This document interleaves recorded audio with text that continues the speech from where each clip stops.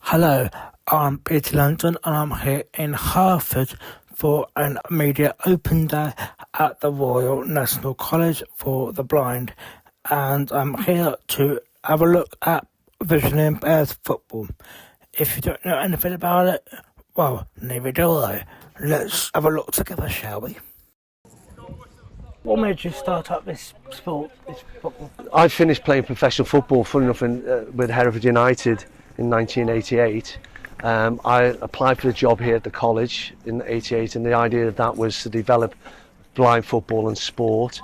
And I soon realised that once I saw the blind people, that they had the same passion as I did. They had blindness, but they wanted to play and enjoy football and had a love for it. So it was an easy thing for me. I saw them and I thought I wanted to try and help with their development. How have you seen it progress and grow? Oh, it's been unbelievable now to think from, our first international competition was in 1995. Every 4 years it's got better and better. And I think one of the big things that helped was in 2010 we had the World Championships here at the college, and that led us up to London 2012. And now the blind football's gone to another level, and it's with having facilities like this and the opportunity to get players playing from a younger age. There's that pathway now where you can do grassroots football right through to international football, European club football. But I think the thing about doing sport and exercise for the blind person, it helps with their mobility, spatial awareness, builds up confidence. And we look at it, it gives them life skills, because one of the first things a blind person gets asked, and like a lot of disabled people, is when they go for the jobs, how did you get here? What can you do? Well, and they're able to say, well, I can travel independently, or by the way, I also do a sport, or by the way, I'm playing for England. It just gives them that extra confidence. But above all, I think sport and movement is important for blind and disabled people, really. Why I love it, I think it's one of the truest forms of football there is. Like some big hits. When people fall on the floor, they get straight back up. There's no kind of play acting. The skill level of the players is incredible. And the one thing that always impresses me is their bravery, their commitment to their sport, the hard work that they put in to be playing this game day in, day out. So yeah, that's the reason why I love it. It's amazing sport for our students as well. It really helps them in their everyday life in terms of like their orientation and mobility to get around campus, to be independent, to gain better social skills. So when you've got 8 outfield players on the pitch and 2 goalkeepers, the level of communication is so high, so that ability to be able to talk, communicate with their playing partners is really important.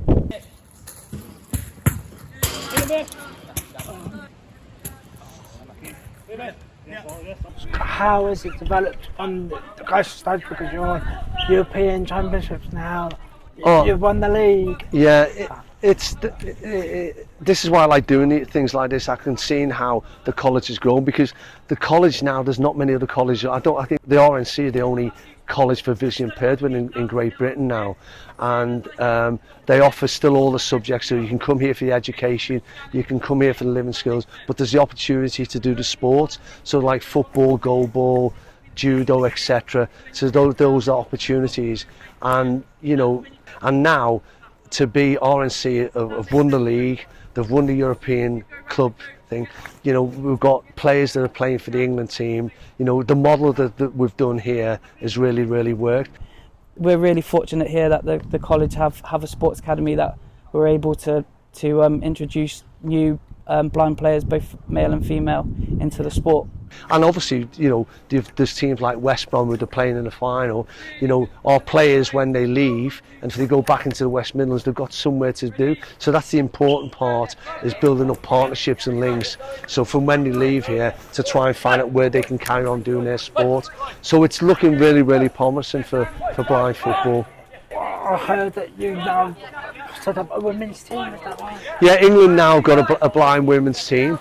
We haven't got a league yet, but you can see some of the girls are playing in the league, and we're preparing for a World Grand Prix in Argentina in October.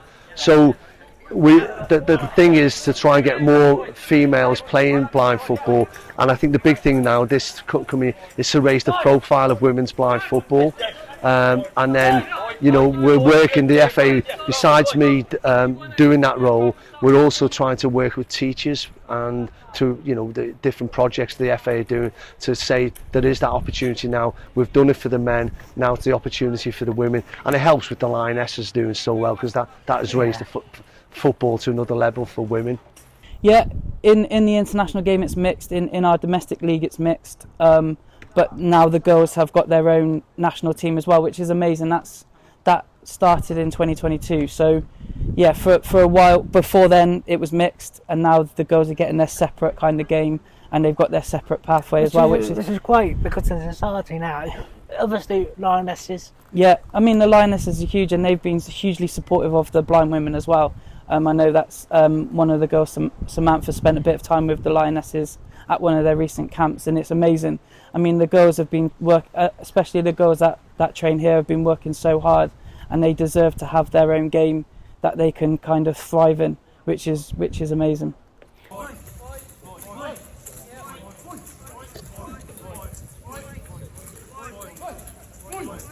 And tell me about the size, because obviously in normal football, when you get out, you do throwing. Yeah. But it's not here. Yeah, no. The pitch is 40 by 20 metres long, or 20 metres wide, sorry. They're used for orientation, so the players know where they are, and it also keeps the ball in play and keeps the players in play. And you've got players on each side to attack the sides? When there's free kicks and penalties? Yeah, so you've got the guys behind the goal that are really in charge of the attacking zone, trying to get shots and trying to get goals in. And yeah, at set pieces they'll often tap the post just to give the players an idea of where the goal is in relation to where they're standing. Tell me about because it's blind people playing outfield positions, and you've got partially sighted in goals. Oh, fully sighted in goals. Yeah, fully sighted, yeah. So the goalkeepers that we have, they're fully sighted. They can only stay inside the small area, but yeah, they're all fully sighted. The goalkeepers. And then the outfield is level playing field with the with the eye shades. Yeah. And in international competitions, you have to put an eye patch on as well. Yeah, just to rule out any kind of perception that players may have being registered blind. Yeah. So this is quite old now, but you can start to see the metal panel come through. So it's got 6 metal panels, and it just makes that consistent noise. But that's what makes the noise there. There's metal shards in a metal casing, and which makes the rattle. So yeah. William. With England, do you go abroad? Do you World Cup? I'm assuming in Euros. We had a World Cup in August in Birmingham in 2023. I think we finished 13th. We didn't have our best competition, and that meant that we couldn't qualify for the Paralympics, which are taking place in Paris this year. So we've been relatively close, and we've been close for years. We just can't get over that line to qualify for the Paralympics. But we've got some friendlies coming up against Japan here in August. So we've got some regular competition coming up, and we're just hopefully now building towards LA 2028.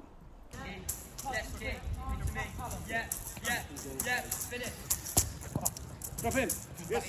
Drop in.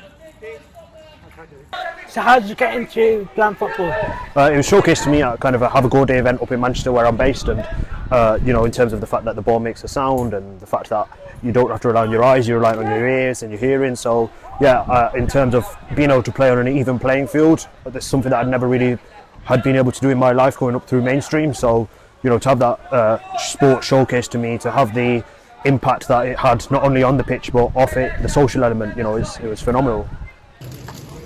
So I came here to the college when I was 16, and I discovered the Sports Academy, which is basically in charge of all the blind sports and lessons and all the competitions. So I came down here, I spoke to them because I used to like sport.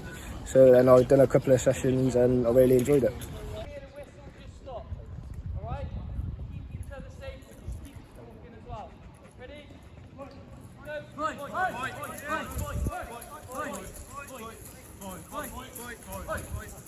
What do you like most about the football? that you do? It's like, so I used to really enjoy football and I could see a bit more, so it's just the fact that I can stay included in a sport that I really love. I'd probably say the camaraderie that builds off the pitch but transfers onto it. You know, that thing around going to war with your teammates, and you know, not only are we kind of going through good times, but we've got to ride the highs and lows together. So yeah, it's, you know, and that buzz putting on, whether it be a R&C top, whether it be an England top, you know, it's a privilege and an honour always to just play competitive football. And for me, in terms of, you know, someone being born with a disability, for a long part of my life I always felt like I was that one person who'd be on the side or left out or would be doing like token things, whereas now, you know, blind football I believe is the toughest sport in the world, and you know, it changed my life and changed a lot of people's lives. But when you're on the pitch, no one's holding your hand, you've got to figure it out yourself. How excited do you feel about making an appearance maybe at the disability final coming up? Disability final. It should be good. I've played in a couple so far. We've had 2 wins and 1 loss in it so far, so yeah, it should be really good. It's one of my favourite competitions to play in. You're playing in the FA disability final coming up in a few weeks.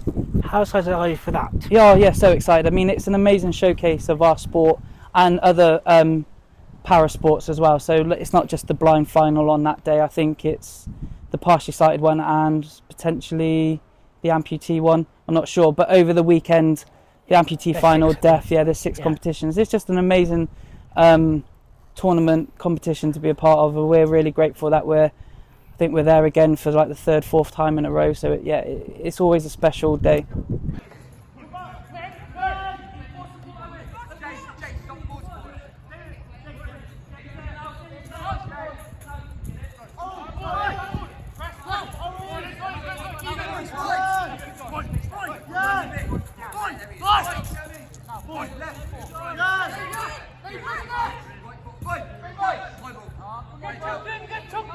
on!